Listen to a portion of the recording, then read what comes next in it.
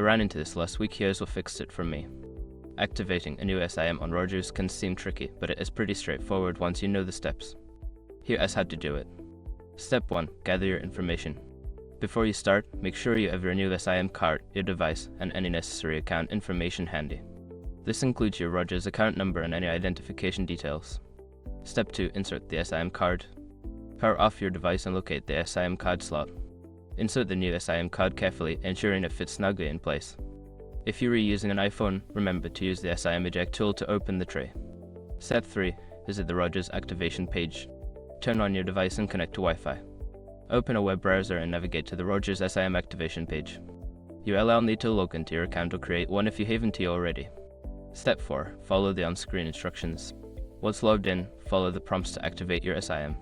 You will be asked to enter your SIM card number, which is usually printed on the card itself. Double-check this number to avoid errors. Step 5. Confirm activation. After completing the steps, you should receive a confirmation message. Restart your device to ensure the new SIM is recognized. If you don't see any service, try toggling airplane mode on and off. If you follow these steps, you should be all set with your new SIM. If you run into any issues, don't hesitate to reach out to Rogers customer support. Happy connecting!